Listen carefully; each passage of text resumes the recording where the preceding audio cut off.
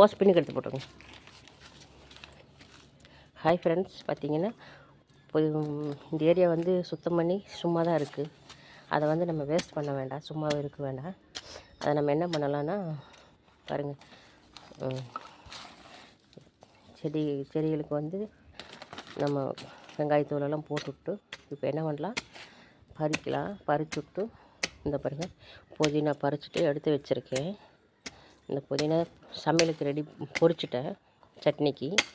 இது வேஸ்ட் பண்ண வேண்டாம். இந்த ஏரியா சும்மா தான் இருக்குது, அதனால் இந்த ஏரியாவில் கொத்துவிட்டு நட்டு வச்சோம்னா நமக்கு வந்துடும். அதுக்காக நான் சொன்ன மணியை ரெடி பண்ணிட்டு இருக்கிறேன். பாருங்கள் ஃப்ரெண்ட்ஸ், மல்லிக்காப்பி போடலான்னு சொல்லிவிட்டு மல்லி வாங்கி வச்சுருக்கேன். அதை கொஞ்சோண்டு தூவி விட்டுக்கலாம்.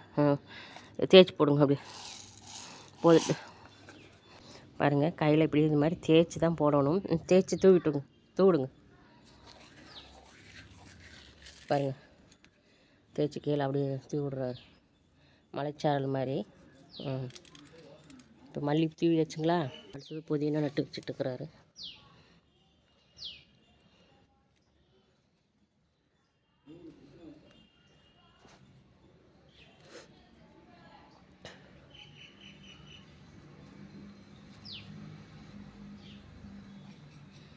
பாருங்கள், இப்போ வீட்டில் புதினா சட்னி பறிச்சுட்டு அது வேஸ்ட் பண்ண வேண்டாம். கொஞ்சம் மல்லி தூவி விட்டு புதினாவும் போட்டு நட்டு வச்சுட்ருக்கேன்.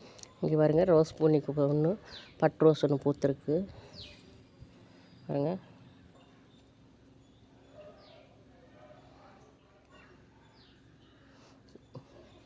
பாருங்கள், நல்லா பறிச்சுட்டு தண்ணி விட்டு பறிச்சுட்டு இந்த கேப் ஃப்ரீயாக தான் இருந்தது. இந்த ரோஸ் செடி, இது மல்லிகைப்பூ செடி, இந்த கேப் ஃப்ரீயாக இருந்தது. இதில் வந்து இப்போ மல்லியும் புதினாவும் புதினா நட்டு வச்சுருக்கேன், மல்லி தூவிட்டுருக்குறேன். பாருங்கள். ஓகே ஃப்ரெண்ட்ஸ், பாருங்கள், நட்டு வச்சாச்சு. நீங்களும் இது மாதிரி நட்டு வச்சிங்கன்னா எங்களுக்கு கமெண்ட் பண்ணுங்கள். இல்லை வேறு எதாவது செடி வைக்கிறதுனா கூட கமெண்ட் பண்ணி சொல்லுங்கள். பிடிச்சிருந்தால் லைக் பண்ணுங்கள், சப்போர்ட் பண்ணுங்கள், சப்ஸ்கிரைப் பண்ணுங்கள் ஃப்ரெண்ட்ஸ்.